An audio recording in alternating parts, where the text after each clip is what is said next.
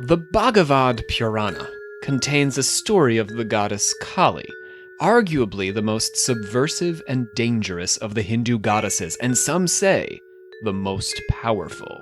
A group of thieves had kidnapped a saintly Brahmin and planned to sacrifice him to the goddess in hopes of endowing their leader with the male heir he had hoped to sire. Her fierce ability to bludgeon her enemies with her skull-topped staff and literal thirst for her enemies' blood were central to her legend, and so the thieves believed she would gladly serve as their patron. The Brahmin, whose name was Bharata, was a particularly devoted follower of the great preserver god Vishnu, famous for his many incarnations through which he had rescued humanity from certain doom. The thieves figured such a pure and blameless victim would be exactly the kind of sacrifice the blue-skinned Kali would most enjoy. And so they brought the Brahmin into her shrine and placed him before the idol of the fearsome Bhadra Kali. But their hope turned quickly to shock and disbelief as the pure-hearted Brahmin's saintliness shone like a great heat upon the goddess's statue, and it began to melt. Suddenly, from within the liquefied icon sprung the goddess herself, followed by a host of attendant spirits terrible to behold. But instead of attacking the Brahmin's sacrifice, Kali turned her scythe and staff against the band of thieves. With her attendants, she slaughtered the whole crew, then erupted into a fit of revelry, dancing and drinking their blood and playing ball with the thieves' detached heads. Rob, I think I'm in love.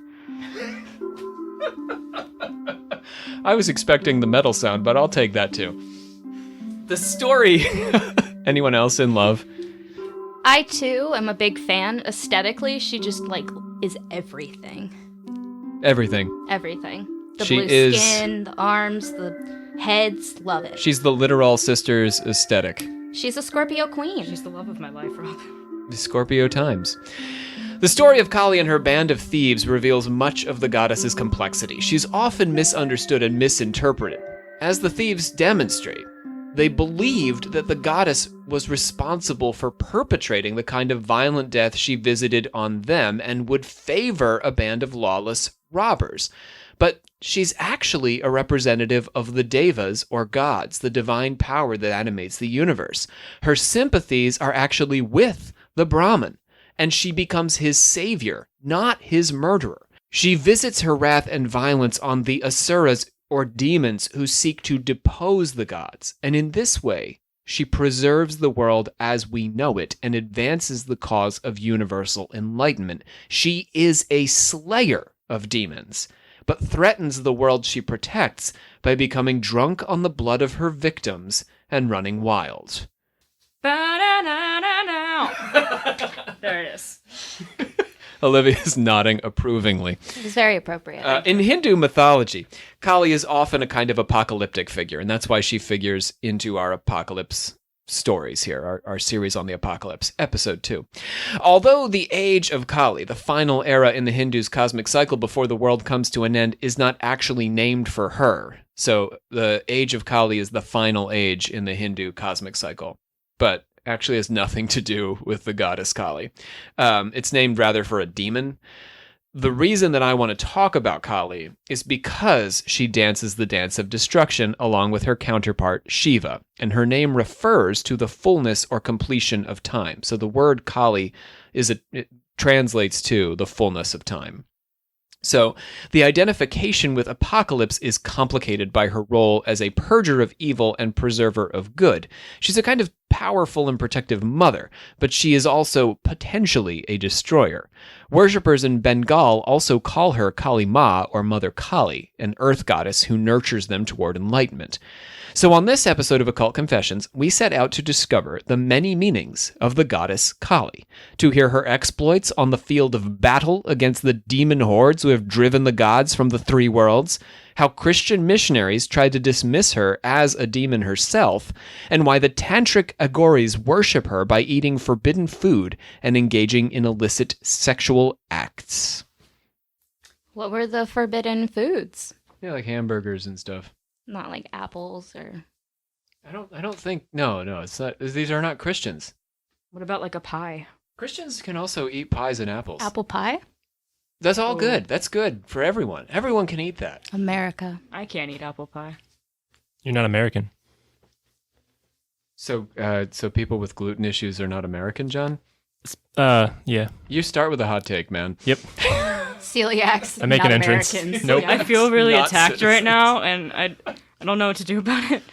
My name is Rob C. Thompson. I am the Supreme Hierophant of our Secret Order of Alchemical Actors. I am joined, as always, by Olivia Litteral, Grand Master of the Order.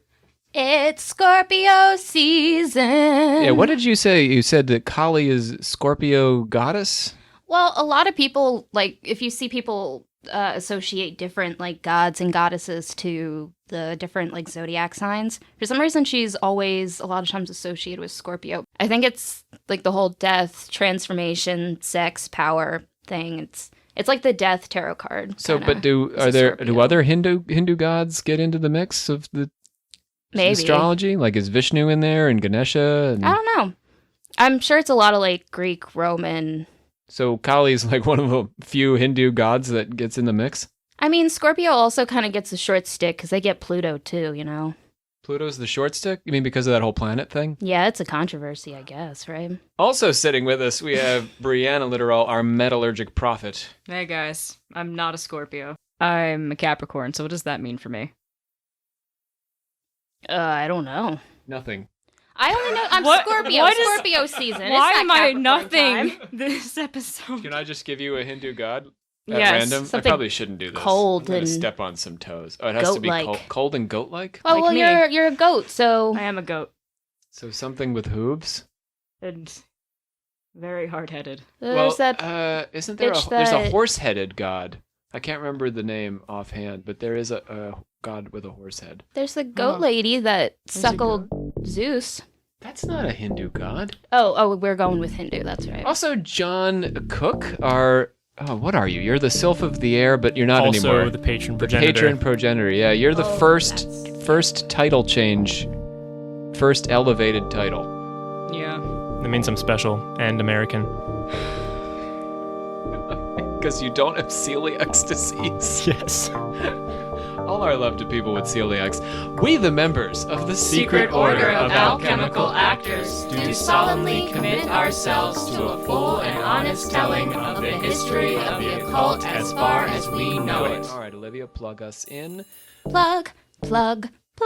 Sources today include Encountering Kali, in the margins, at the center in the west. That's edited by Rachel McDermott. We're going to be drawing on essays by David Kinsley, Patricia Dald, Jeffrey Kripal, Sarah Caldwell, and Roxanne Kamayani Gupta. Oh my God, I love that. Yeah. Jeffrey Kripal, actually, our friend over at Life Mancy, she did an interview of this guy. I love this guy's scholarship, so I'm a little jealous she got to go meet him. He's apparently at Rice, and Life Mancy's in Texas, so She deserves it. she did. She's earned it. She's earned that interview. Yep. Keep up the good work. Okay, also the Devi Mahatmya, which is a traditional Hindu text, and Swami Krishnanandi's Inner Meaning of the Devi Mahatmya, which you can find at swami-krishnananda.org. You're like great at pronouncing these things. I don't know if I am, but we you're don't have a really lot of convincing we me. don't have a lot of listeners in India, so I'm feeling pretty confident. I'm convinced. Yeah. Okay, let's talk about our patrons, shall we, Olivia? Time to give some love to Trayton M. All my love. Also, Jaden S., who is enjoying every moment. Every moment. Every moment. That's a lot of moments. Some of our moments, I think, I don't know if are I hard to enjoy. Yeah, every moment. but Jaden's doing it. Wow. Molly B. is looking to know more about the occult dimensions of technology. Oh shit. Yeah. That was a So we're going to see if we can handle that. okay. Flesh Eater. That's pretty metal. I'm gonna give you that one. There Love you go, that. Flesh Eater. Get a little medal. Mr. E. Mr. E. Listening as he welds. We're the first podcast he's ever tried. Aw. Yeah, that's a lot of pressure. That really is, Rob.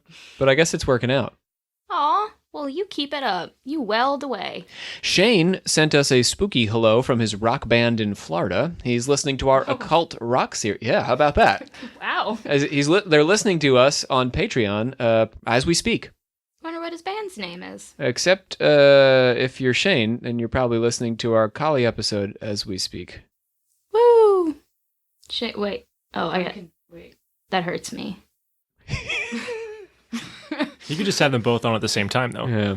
All right, let's get to Kali, shall we? Look, close up them. Oh, wait, we got one more thing. Tell the people to buy t-shirts. Buy some merch from us, please. Yeah, so we're doing merch, guys, and we've had like a couple of them. So Yeah, we're selling them. some shirts. Couple of shirts. They're moving. We could move a few more. Yeah, we're trying to push some more shirts, move some more Because shirts. they're just sitting in the back of your car. Yeah, guys, I really need my car back. Because here's the thing. I have a whole 2 huge boxes of merch and assorted things to ship merch. And it was taking up a corner of my room, and I couldn't open my drawer. So it was dictated by my boyfriend that they needed to go. So now they're living in my car. And your car is small enough as it is. I mean, it's not taken big. up the whole back of the Yeah. Kia. And Let's close up those plugs, Olivia. yeah. Plug. Not that we didn't want to hear more about your car. She's doing okay. Kali is the fullness of time. She is the goddess of death, the Dark One. She wears a girdle of human arms and a garland of severed heads around her neck. Fangs extend from beneath her red lips, and her forked tongue hangs eager to taste her enemy's blood. She is thin, sometimes gaunt and naked, except for her macabre battle gear. Her hair is disheveled, and when she is pictured with her male counterpart Shiva, she is almost always on top of him, either in sexual domination or trampling him. Like, you're taking me to church. I feel like I'm in Kanye West service right now. No, because this has some religious value to it. Oh, and Hot take. I don't think so. It's not a is hot it? take. No, No, it's not. It's It's really. not. Do You're we have right. any listeners who think Kanye West is saving people? I really hope not. Yes. Is it you, John? Yep. I'm an American. Is that going to be your whole bit this entire episode? Yes. Just I'm an American? It's an excuse. Kanye West and apple pie. For You know? believing in. All right. Bringing the Jesus. apple pie back. Gosh. So, for those of you who are new to Hinduism, Shiva is a part of the Hindu trinity along with Vishnu and Brahma. So those are our 3 gods at the top. Shiva the destroyer, Shiva the destroyer, Vishnu the preserver, Brahma the creator. Shiva is often pictured with blue skin in the lotus position bearing a trident. He's the destroyer of the universe, but he's also the patron of yogis and the only god with substantial lore surrounding his family. Kali, like her male partner, is similarly a joining of oppositions. She brings drought and rain, disease and good harvest, life and death. She is the goddess of the earth. She's also the end of time. She dances the dance of destruction, along with Shiva. The more popular image of their dancing involves the pair moving together with such force that they threaten the annihilation of the world, while the goddess Parvati looks on in fear. Parvati is Shiva's amiable or friendly wife. You get a couple wives in the Hindu pantheon. You got your amiable wife and your unamiable wife. Kali and Durga are the hostile wives. But before we anachronistically accuse Shiva of having too many wives, we've got to bear in mind that in Hindu mythology, all goddesses are actually aspects of one goddess. So he's just got the one wife who has got unamiable and amiable, features. Said all men ever. John, you want to say anything? Yes. Go on. Hey, Bree. Here's the thing. What? Just listen to Rob, all right? I'll bite him. You want me to bite him? When Shiva asks Parvati to help him kill the John. Like what? he's so tense, he turned a whole new shade. He's just attacking me this entire episode. I don't know, that felt gentler than it could have been. Just some advice. That's all. I'll bite him. So what we're getting at is Kali is portrayed as the dark or wrathful aspect of the light and amiable Parvati. When Shiva asks Parvati to help him kill the demon Daruka, who can only be killed by a female, Parvati transforms into Kali. So here they're literally the same entity in this story. She kills the demon and nearly destroys the world. That is until Shiva calms her. Shiva calms her again when she troubles one of his devotees living in a forest nearby. The devotee calls on Shiva, who challenges Kali to a dance contest. Shiva wins with his energetic Tandava dance, and Kali is calmed once again. This is sort of like a reverse image of the way we perceive gender in the West. The male god has to calm down the female god, who he's calling on for help with his enemies. Yeah, most of the time it's like switched. It's like the women are... Right, like the girlfriend calls her boyfriend to come beat up the guy who's given her trouble. Yeah, well, that and women are like the caretakers. Women are like the ones that comfort and... Not with the Hindu gods. Yeah, that's They badass. acknowledge the aggressive aspect of the female and honor it as a valuable trait. Yeah. You hear that, John? Like spiders and T-Rexes. Hell hath... What?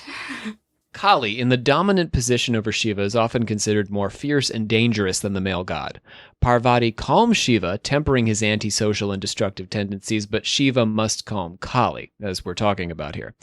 Shiva's dancing is more controlled than Kali. Kali's dancing threatens to go off the rails and bring the universe to ruin. There are two myths of how Shiva has calmed his unamiable consort's dancing. In one, he posed as a corpse, and she stopped her dance when she realized she was dancing on her husband. That's beautiful. I love that. Hey, he's a clever guy, that Shiva.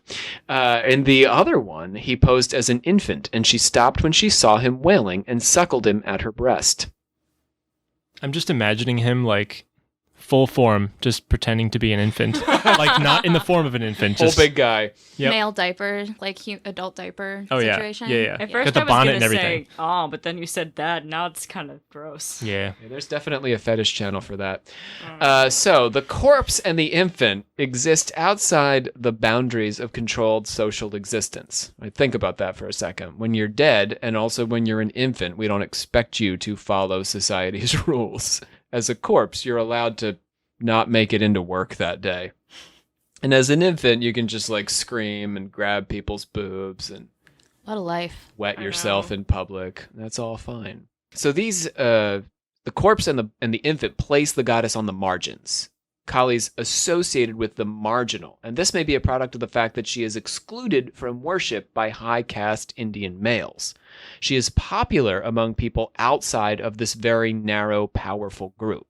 She's associated with the periphery of Hindu society. Her temples are built near crematoriums on the edges of the city where the lower castes tend to live. You mean like those thieves in the beginning of the podcast? There they are, but they're thieves. So the lower caste people need not be... So the thief is probably stealing from and taking advantage of the lower caste person. So your upright lower class guy doesn't get to have your, highfalutin top of the tier gods. He gets Kali. The thief doesn't get Kali. The thief thinks he gets Kali, but it turns out, no, not for you. He just gets Kali's wrath. Right. It's the poor man who gets Kali. The poor, upright Hindu man. She's also associated with South Asian countries outside of the Indian center of the Hindu world. Her worship is found in Nepal, Bengal, also Sri Lanka. The infant and corpse also show the opposing sides of Kali, her relationship with death and destruction, but also with mothering and life. Her marginal, potentially subversive status made her a target for Hinduism's enemies. Kali became a motivator for colonization and the so-called civilization of the Hindus. Colonizers believed that she was the object of human sacrifice, that people would kill for her. Missionaries argued that Kali was literally a demon, as we mentioned at the beginning. And stories of the Apostle Thomas, according to legend, the guy who brought Christianity to India, include Kali and her worshippers. The legend tells of how Kali's priests invented traditions to suit their own purposes. Her rites instilled real magical power, but these powers were satanic and condemned her worshippers to perdition, so says the Apostle Thomas in this story. The effects of this magic were then easily counteracted by the higher power of the Christian god. When Kali's priests attempted to force Thomas to worship at her shrine, the temple caught fire and Kali herself ran out, and the priests, in a rage, ran a spear through Thomas's heart, killing him. So I remember from Indiana Jones and the Temple of Doom, during the human sacrifice scene, the priest was chanting Kali Ma. Is that... Kali Ma, Mother Kali, reference to Kali. Oh. Right? Do we think that's I'm pretty sure Kali? I'm pretty sure it is Kali that they're trying to. Are there any images Using of that. her in Temple of Doom? I don't remember, but they were definitely doing like a human sacrifice type deal. Is that India, Temple of Doom?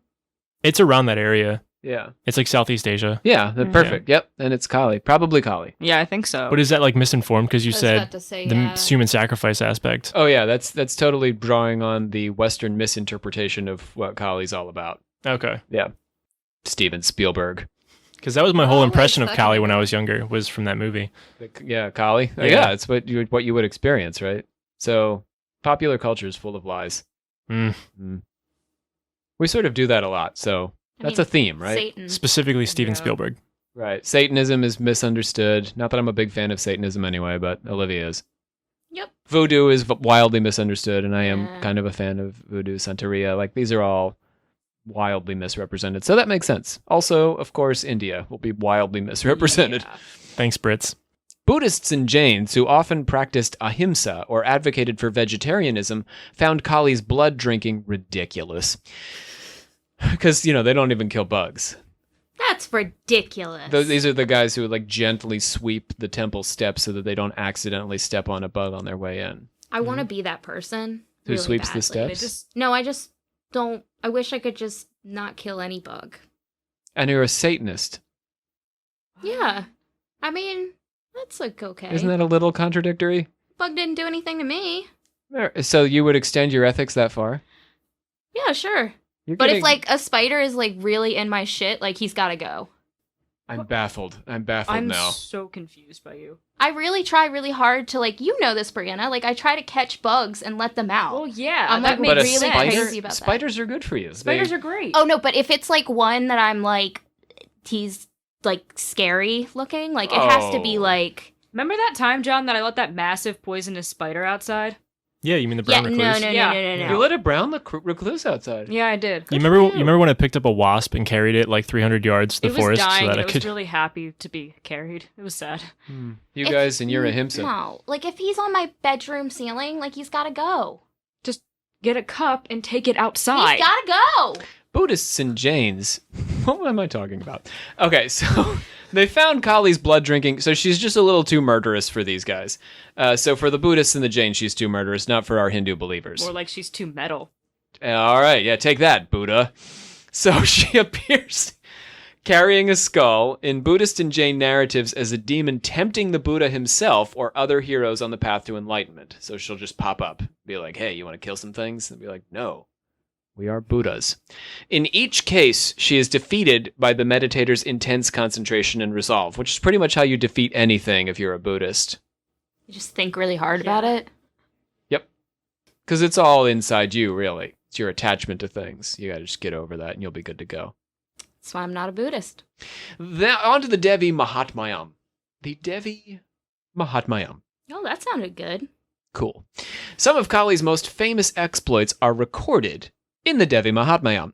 700 mantras is what it consists of, and dates to between 400 and 600 years in our common era. So about 1400, 1500 years ago. So, the Devi Mahatmya is a central text in what's called Shakti tradition, which focuses on worship of the goddess and tells the story of how the goddess leads the forces of good against a series of evil demons. The Shakti tradition views the goddess as supreme among the celestial beings. So, it's not Vishnu, it's not Shiva, it's not Brahma, it's the goddess, who encompasses, as we mentioned earlier, all of the goddesses. They're just aspects of her. So she's a unified figure who contains Kali, and Kali is one aspect of her, but we can hear echoes of Kali's contradictions and complexities in the Devi Mahatmya's description of the unified goddess, Bhagavati. So that's the word for our unified goddess. She is Bhagavati. Here's a good moment to note that the ancient Brahmin priests had a habit of collecting tribal gods from across the Indian subcontinent and pulling them into the Vedic system. So this may have been how we formed the goddess in the first place, is that we took a bunch of different goddesses and pulled them into one goddess. Vishnu famously incarnates in a variety of different forms. He's a dwarf, he's a turtle, he's a fish. He's also the hero Krishna, just to name a few of his incarnations. Many of these were originally tribal gods who the Brahmins simply said, "Oh, your tribal god over there, that turtle? That's actually Vishnu." Oh, you're not worshiping a turtle. You're not going to believe this. You're worshiping our god. What a coincidence. It sounds kind of familiar. That's very pagan, though. Well, I mean, ultimately the Christians did this to the pagans. Yeah, that's what I was saying. Yeah. It sounds real familiar. Yeah. It's a great technique, and it also prevents a lot of fighting. Yeah. Bree's not a fan, though. Well, yeah, we talk about it a lot in my World Civ classes that I'm taking right now. And you're feeling all right about it, or? I mean, I don't appreciate it, but it's really interesting just like to hear about how they did it and how many different people have done it. So Kali probably started as a tribal god, but was subsumed into the goddess as one of her aspects. Scholars argue that Kali may be derived in part from the warrior goddess Kotavai, who rode a tiger and wore a necklace of tiger teeth. Whoa! Kotavai, like Kali, delighted in killing her enemies, drinking their blood, and dancing around the battlefield like you do, Yes, girl. surrounded by ghosts and demons. Yes. So let's see if we can hear traces of Kali in the description of the unified goddess Bhagavati. The unified goddess Bhagavati. Verily she, the Bhagavati, the Mahamaya, forcibly drawing the minds of even the wise, throws them into disillusion. She creates this entire universe, both moving and unmoving. It is she who, when propitious, becomes a boon giver to human beings for their final liberation. She is the supreme knowledge, the cause of final liberation and eternal. She is the cause of the bondage of transmigration and the sovereign over all lords. O you whose form is the universe, at the time of creation you are the creative force. At the time of sustentation you are the protective power. And at the time of dissolution of the world you are the destructive power. The Devi Mahatmya has a frame, a common device in Hindu epics. A king whose kingdom has been taken from him by his enemies, and a merchant whose house has been taken from him by his family remain attached to the lives they once lived. The king worries about how his enemies are looking after the land he once ruled, and the merchant continues to feel affection for the family who wronged him.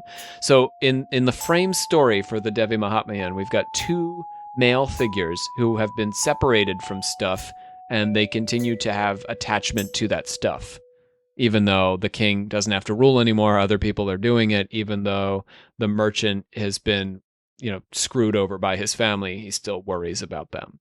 So they visit the great sage Medhas, and he tells them the story of Devi, the goddess. The goddess, the sage Medhas says, creates the illusions that bind us to this world, and she also provides the means of our liberation from these attachments. Again, the contradictory nature of the god. The story begins when the Devas, or gods, led by the fire god Indra, were defeated by the Asuras, or demons, and driven from the three worlds. Indra is always, he's the old school leader of the gods, and then he's ultimately replaced by Vishnu, Shiva, and Brahma. And Indra's always getting it in these stories. He's leading the gods, and the stuff goes bad for him. Are the three worlds just like the three planes? Yeah, they are okay. this world, the higher world, Okay. and the lower world. I'm just confirming. Yeah, I guess you're right. Interpreting the exact nature of what the higher and lower worlds are, though, Olivia, is a pretty complicated task, and we don't need to worry about that. Yeah, okay. At this moment. It's Yeah. debatable what the higher world actually is, Oh, that's kind of like Wicca, sort of. So Okay. anyway. All we need to know for today is that in Hindu mythology, especially in the Puranas, Indra is often depicted as the lead figure among the gods dwelling in the three worlds in the past, before Vishnu took over, and Shiva.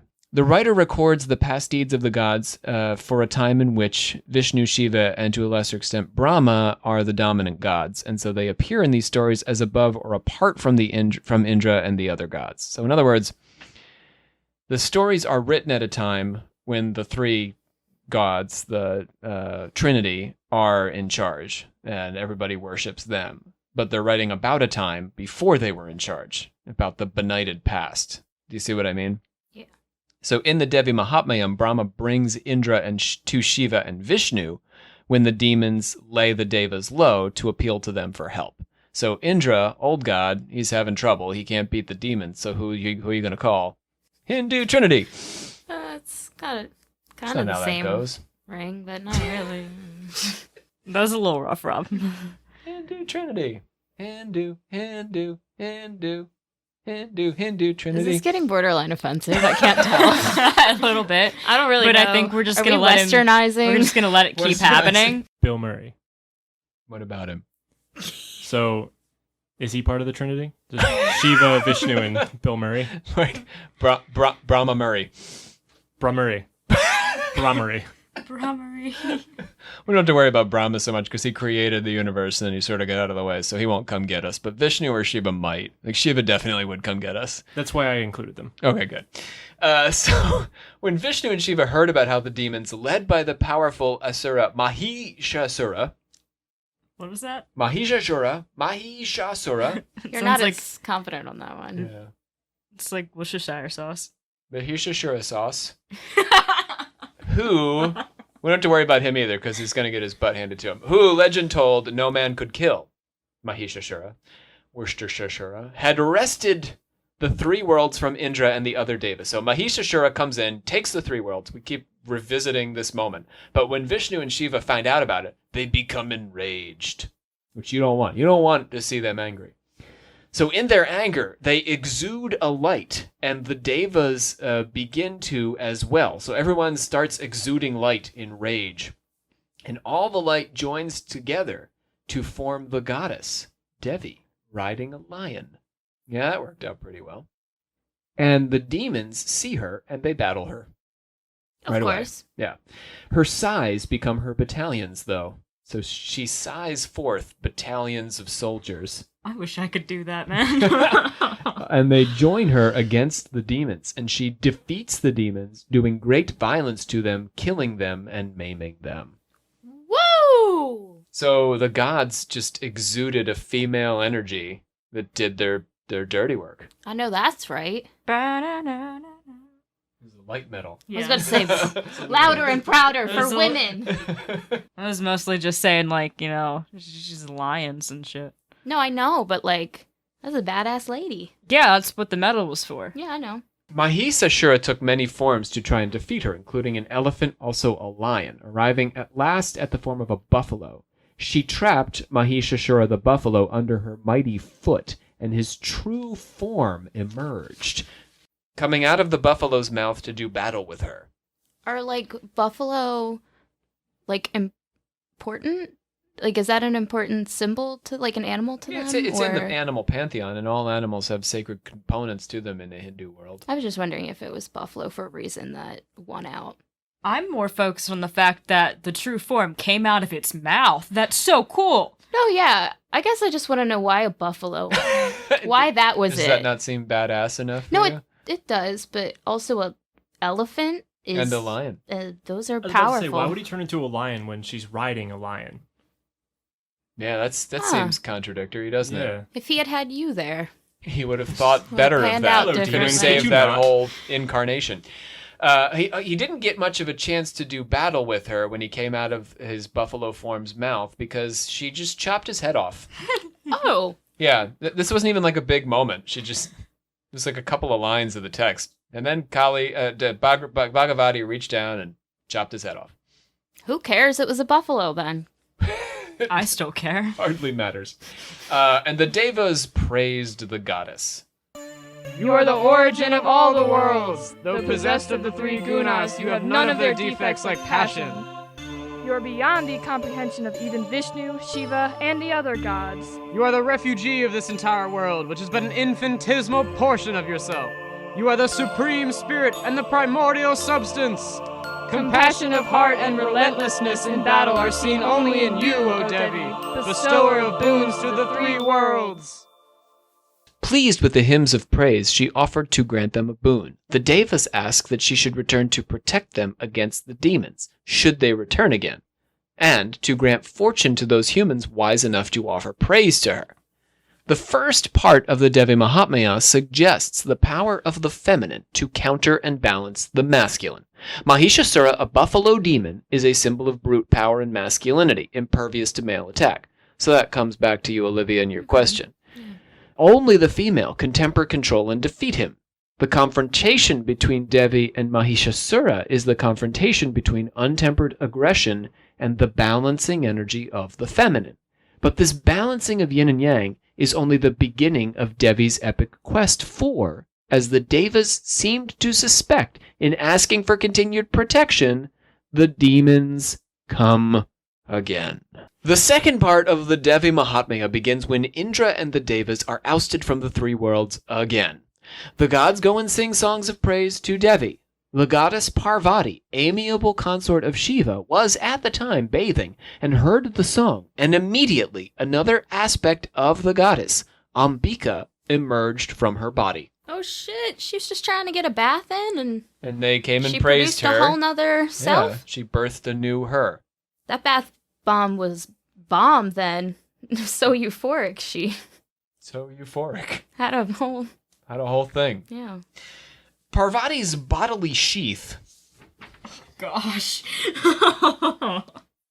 Her That- bodily sheath. That statement either is really metal or really gross sounding. I'm not sure. Yeah, so because you got to imagine, like, a new her came out of her and left an old her behind. So like a snake. Or like shedding. Yeah, but the thing that you left behind becomes a god all its own. All right. Ba-na-na-na-now. Like a cicada.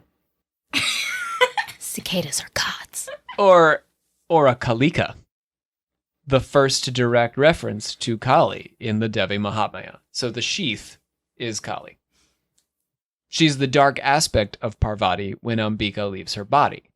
The lord of the Asuras, who had conquered the three worlds, a demon called Shumbha, so this is our next enemy, Shumbha, heard of Ambika's loveliness and sent a messenger to her. So we've got two gods, Parvati.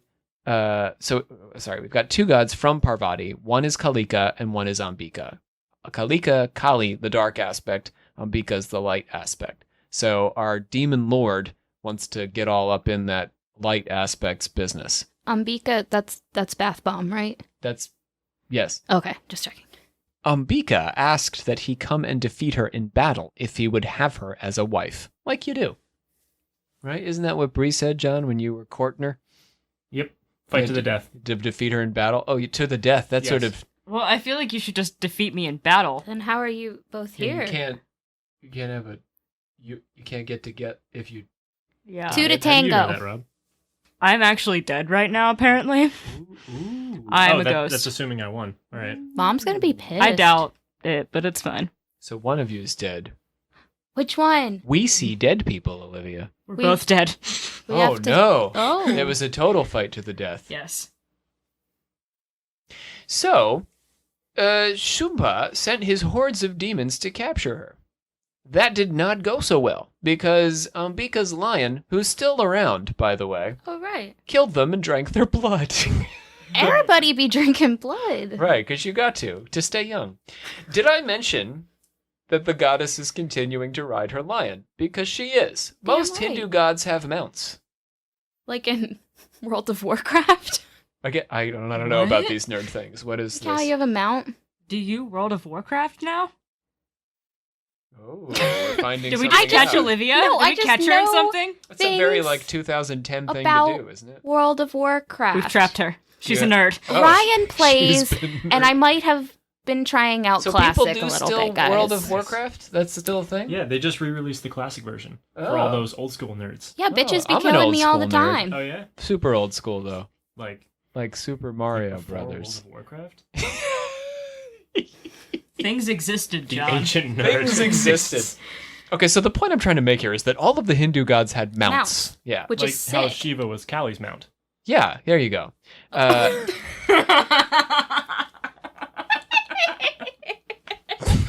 You agreed with it too, Rob. You were like, yeah, That was delightful. I'm thinking about whether or not I'm still on board with that. Yes, my gut reaction was correct. yes. Sort of. But really, Ambika rode a lion. And Shiva actually rides the bull Nandi, and Vishnu rides the eagle Garuda, who's like a Superman. He looks like Superman with an eagle head. Yeah. So like a griffin? He flies. No, he's got a man body. He's That- got oh. man arms. I was picturing like an actual eagle, and now I have a weirdly weird That's image kind of of. him riding some weird man This servant man thing. eagle. I feel like some people would be turned on by that, Anyway, right? Since- That's a thing. we need to quit. No, it's not. I don't know if you can blaspheme Hindu gods, but we're really trying today. So since his first foray into love via a battalion of demons that got mangled by a lion did not go so well because of the mangling, Shumpa, our demon lord Gaunakortan, decided it would be better to send his generals this time, Chanda and Munda, to collect Ambika for his bride. Ambika was annoyed by the first crew, but seeing Chanda and Munda really pissed her off. When she saw them, she turned black as ink, and from her forehead issued Kali again, clad in a tiger skin, symbolically tying her to Shiva, who also wears a tiger skin, and she was carrying her skull-topped staff. Yes. That's a plot twist if I've ever heard one. I love it. Snatching the elephants with one hand, she flung them into her mouth together with their rear men and drivers and their warrior riders and bells. Taking likewise into her mouth the cavalry with the horses and chariot with its driver, she ground them most frightfully with her teeth. She seized one by the hair and another by the neck. One she crushed by the weight of the foot and another of her body. And she caught with her mouth the weapons and the great arms shot by those Asuras, and crunched them up with her teeth in her fury. She destroyed all that host of mighty and evil-natured Asuras, devoured some and battered others. Chanda and Munda showered her with arrows, not love, They're like cherubs. also discuses, but she crunched them up and swallowed them. Yeah, discuses were a weapon back in the day. They weren't just a thing kids... In the They're like a gym. death frisbee. They were death frisbees. Indians loved to use the discus in battle, classically. But she ate them. Kali did. And then she cut off their heads Of course. and brought them back to Ambika, the goddess whose forehead she had popped out of. Oh, hell yeah. So, A cat. this enraged our demon lord Gaunakortan Shumpa. Yeah, like a cat. Yeah, she I dropped didn't them mean on that their in an doorstep. offensive way. No, I didn't know what you meant at first, and then I realized what you meant. No, because she's cats like, bring you dead things. Here you go. Here's Yeah. this thing, my prize. So Shumba was pretty pissed about this, because he keeps sending all these people, and things keep getting mangled and eaten up, and getting their discuses crunched, and their heads chopped off. So he sends a whole new battalion of demons now to fight Ambika and Kali and the lion. So we went from just 2 to now 3. Kali's joined the team. To help them, the male gods sent out Shaktis, or female gods from their bodies, to assist the Devi fighters. So Shaktis are like this female aspect of the god, which is initially how this got started anyway, when all the male gods exuded their femaleness into goddess form. So they just, each of them now, so they did that, formed the initial goddess, and now they're doing it again, sending out little female versions of themselves, lady gods of them. Got me? Yep. Yeah. It's a lot. I know, it's a lot. Together, this army of female deities got the upper hand over the demon horde. That is, until the great Asura, Raktabija, emerged from their midst to challenge the mother goddesses. Raktabija was a particularly formidable foe. Seeing the Asuras harassed by the band of mother goddesses and fleeing, the great Asura Raktabija strode forward to fight in wrath. Whenever from his body there fell to the ground a drop of blood, at that moment rose up from the earth an Ashura of his same stature. The great Ashura fought with Indra Shakti with club in his hand. Then Aindri also struck Raktabija with her thunderbolt. Blood flowed quickly and profusely from him who was wounded by the thunderbolt, and from the blood rose up fresh combatants of his form and valor. As many drops of blood fell from his body, so many warriors came into being with his same courage, strength, and valor. And those persons also sprung up from his blood, fought there with the mother goddesses in a more dreadful manner, hurling very formidable weapons. Ambika called on Kali, and she drinks the blood of her enemies, crunches and swallows their weapons to dispense with Raktabija. She struck him with her club and swallowed his blood before it could form new Raktabijas, and in this way defeated him and his army of clones. Yes! Sorry. Right, Kali is the exact perfect match for a demon who bleeds himself. Have I already said how much I love her? Because I do. She's a queen. So much. She's just like unstoppable. I just imagine the look on his face when the first time he bled, he was like, reinforcements. And then she just starts eating it. And he said, ate all of them. This is a turn. I was not expecting this turn of events. At last, Shumba and his brother Nishumba came to confront Ambika. Along with Kali and her lion, she defeated Nishumba and drove away his army of demons. Ambika drew the other goddess forces into herself, the Shaktis of the male gods, as well as her companions, including Kali, revealing that they were always all along extensions of her, and she confronted Shumba alone. They fought in the sky and on the earth until Devi pierced his heart with an arrow, slaying him. Get slayed. Oh. You interrupted my metal sound. You didn't do it in time. Well, why don't we time this out? You say get slayed, and then you do the sound. Yeah, ready? Okay. Are you ready for this? Can you count us off, Rob? Yeah, go ahead. 1, 2, go. Get slayed. Ba-na-na-na-na.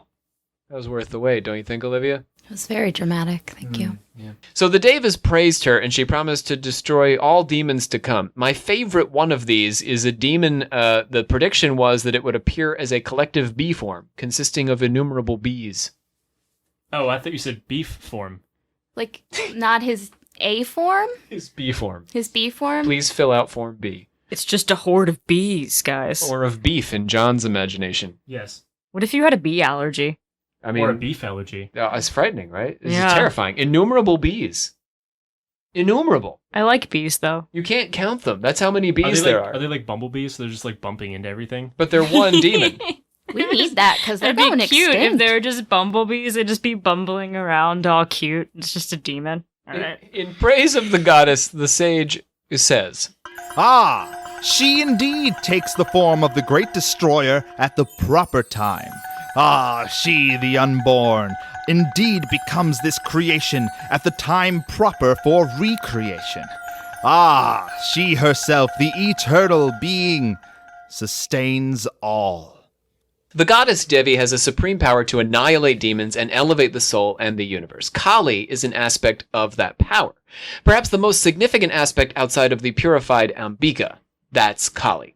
Kali appears as the dark counterpart to the light Ambika when she emerges from Parvati. She also appears as a manifestation of Ambika's anger. Her unique power is her ability to not only destroy but consume the demon. Unlike Ambika, who slays and conquers, Kali swallows her enemies. Her most significant victories are against demons representing psychic forces and thought forms, and in this way she seems to represent the dark pool of the unconscious as the counterpart to Ambika's powerful will, pushing the soul of the universe toward higher and higher states of union and enlightenment through the destruction of the forces that assert an earthly egotism. So we can think of Kali as that dark pool aspect of us. We always talk about the dark pool, right? From episode to episode, this keeps coming up. Kali is our unconscious. She is that dark pool residing underneath our sexual impulses, our violent impulses, marshaled into this, all-consuming entity that is our underlying self. And then Ambika is our will directing us and pulling the unconscious to accomplish higher goals, right? Better things, goals for each other, humanity, that sort of stuff. 20th century Hindu Swami Krishnananda argued that our God-oriented inward impulses exist in a state of conflict with our earth-oriented outward impulses. The Devi Mahatmya is not merely a literary account of a bloody battle. It has an esoteric, metaphorical significance as a cosmic and personal spiritual drama. It describes for us a technique for transcendence. Devi's battles can be interpreted as the higher self's battle with the ego's desire to separate itself from unifying with all creation. Kali defeats Raktabija, who is essentially the many-headed hydra of our thoughts. It's all those thoughts coming to get us. She's devouring them, pulling them into the unconscious. Kill one thought and another grows in its place, right? But with Kali, the defeat of Raktabija quiets the mind at last. Let's talk about the Tantra. Tantra. Is that what you were waiting for? I'm good with it. I'll take it. I felt like we needed something. Yeah, that's good. Tantra. The last area we want to discuss today in relation to Kali is her relationship with Tantric practice. Shiva is supposed to have taught the Tantra to Parvati, but Kali, as an aspect of the goddess, is a central motivating force of Tantra and is the most popular figure in Tantric practice and iconography. John's making a face. Sting. Sting. He just needs to say sting. And now he's laughing uncontrollably. All right, come on, John. Tell us all about Sting. Tantric. He is a tantric man. Yep. How do you know that, John? What do you know of Sting's tantra? Too much. What? So tantra does encompass a technique for doing what again, John, that Sting is able to do? The sex. For how long, John? Forever. For like days and days, right? Yeah, so that is theoretically part of tantric practice. It's not the whole philosophy, of course. That's but all Sting needs. It's all Sting needs. Good old Sting of the police fame. Everyone know who we're talking about? No one needs to have sex for that many days. Sting does. Yeah. No. Glad we got that out, John, right away, because everyone at home is thinking just exactly what you said. Thank you. Sting having sex for days. Yep. That's all we need. What the heck? Where was I, though? So, the goddess praised as being greater than Shiva, Brahma, and Vishnu is considered primordial or pure Brahman. That's the goddess in Tantric practice. So even though Shiva teaches the Tantra to the goddesses, that they are also, in some sense, more powerful in the way the iconography functions in Tantra. All right, so Tantrism is very ritualistic, and it works to facilitate the sadhaka or practitioner's ability to attain moksha, or freedom from the cycle of rebirth. That's what we're trying to do all along here, is not come back. The sadhaka learns to master the body to help bring about an experience of complete unity. So there's different kinds of Tantrism. We're interested in left-handed Tantrism or Sakta mystical practice. The sadhaka, the person who's attempting the left-handed path, achieves moksha by breaking down the boundaries between the clean and the unclean through food, wine, hallucinogens, and sex. Some of our favorite things. Forbidden things are affirmed as valuable, destroying their power to pollute and bringing about a unity. So we create a disharmony, a disunity in the universe when we say this is impure and this is pure. So the Tantric sadhaka says, I shall engage with the impure to break down the boundary that creates these good-evil categories and thereby achieve unity this way. You got me? Mm-hmm. In Bengal, the Tantric Aghoris who worship Kali eat the sins of their fellow Hindus. They eat forbidden food and engage in forbidden intercourse and offer feces and urine to Kali. Oh. Does she want that? And they think so. Is that really something Okay. As long as she doesn't kill them. I mean, a lady wants? I mean, as long as they think she wants that. All right. I mean, the Crowley ladies. To bring it on home to y'all. I don't think we want that. Personally, I don't. No. FYI, gentlemen. No. Listening at home. Kali is the answer to the Hindu obsession with purity as the embodiment of all things impure. She's a kind of release valve for Hindu culture and devotion, anti-structure to Hindu structure. Kali, as the metaphysical vessel for death and destruction and unclean things, must be confronted and assimilated for the sadhaka to advance. He meditates on Kali at the cremation ground until he assimilates her. In this way, she develops a beneficent aspect, offering boons and also comfort. She's not only death, but also triumph over death, and her mythological complexity is realized through tantric worship. You got me? But this heroic confrontation is not the only way to engage with Kali. In contrast to the tantric sadhaka, who approaches Kali fearlessly, the devotee to Kali approaches her as a helpless child. Remember the Shiva appearing as the infant and suckling at her teat. But she is not especially motherly, our Kali. She beats her child, but her child has no choice but to turn to her for protection and warmth. In contrast to the Hindu mother goddesses with full breasts and wide hips, Kali is thin, and the attention goes to her hungry mouth and bloody weapon.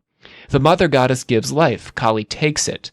By approaching Kali as mother, the devotee embraces the dark truths she represents, liberating the devotee from fear of them as opposed to those who simply deny them. This is, the Western concept of the denial of death. In this tantric practice, you embrace all the dark, all the discomfort, all the fear and violence, and in that, you overcome it. So, if we aren't planning to post up at a shrine to Kali in Bengal or take up her tantric path, but, like Olivia and Bree, we still think Kali is super cool, what can we do with her? Scorpio? Hindu deities are, for me, delightfully complicated, and studying that complexity can be an enlightening tool for mining our own inner world. The Hindu gods are complicated and contradictory because we are complicated and contradictory, and the path to enlightenment does not follow any sort of strict logic. Kali is particularly inspiring for the occult scholar because she helps to push us through the logical contradiction between apocalypse and salvation, life and death, horror and bliss. William Jones, writing circa 1790, was among the first to argue for a common root for pagan and Asiatic religions. Jones believed that Kali equated to the Greek Hecate and the Egyptian Isis. The vast differences between Hindu, Greek, pagan, and ancient Egyptian cosmology are too numerous to simply accept this correlation at face value, but it shows a cross-cultural project to work through the feminine, the goddess, to try and reach a mystical solution within ourselves. Meditation on Kali is a means to further that mystical and metaphysical transformation of self. So I was reminded of a couple things from Greek mythology. So when you said Kali sprung forth of the forehead, I was reminded of Athena coming out of Zeus's head. Ah, there you go. Yeah, because I know he had a headache, and then once... Sorry, what was his name? The smith god. It starts with an H. Hephaestus. Hephaestus. Yeah, Hephaestus hit his head, and then Athena sprung out. Right. And Athena's more... actually... She Athena's kind of the hammered her way counterpart. through his skull, right? There's his No, skull. it was his skull, but Hephaestus broke Zeus's head open, and Athena came out of that. Oh, okay. Yeah. And Athena's actually the more calm version of Ares. Right, she is warlike, right? She's Yeah, they depicted both with share the shield and the war. Yeah, but she's more of the thought behind war, and Ares is more of the rage. yeah. So she's got some Kali to her. Sort of, yeah. That's interesting. Yeah. Any other associations? I mean, my initial one is a Norse minor goddess type. Her name is Ran, and she's the goddess, not necessarily of the ocean, but of, the hectic parts of it. So a lot of it has to do with her being, she collects the drowned, and, anything to do with sort of shipwrecks and, the destruction aspect of the ocean is what she's about. I guess, and, Hecate she's kind of the crossroads, but she can go where she pleases. Yeah. She's the only person, Zeus loved Hecate so much that he was you can have free reign between all realms. So she can just walk into hell. That's why she kind of talks to Persephone. But Ron's very similar because she can she has to take the drowners places, so she just takes them wherever they're designated to go. I also was reminded of in the male gods, creating the females from what'd you call it? It started with an S. Oh, the Shakti. Yeah, that reminds me a little bit of Adam and Eve. I mean, that's not so different. Yeah, it's right in the Christian tradition. Eve coming from Adam. It's kind of interesting. Yeah. Yeah, I mean, I think it's worth doing a little cross-cultural comparison. We have to bear in mind, right, that all cultures are unique and that they have their unique aspects to them, but I don't think it's insane. I mean, we have, I think Bree's articulated this pretty well. We sort of pursue an ideology on the podcast that there are many paths, right, to the same God. Yeah. And Kali gives us one of those paths, and it's refracted through different cultures, which shows us the power of this symbol. But, in a Hindu context, Kali takes very unique form. And then in a Greek context, she takes a different form. And we can sort of see the stamp of the style of goddess in these different, the ocean is less of a thing for Hindus than it is for Norse people. When we dig deep, we can find among our angels and demons somebody a little like Kali. Let's open up the order of confessors, shall we? Open them.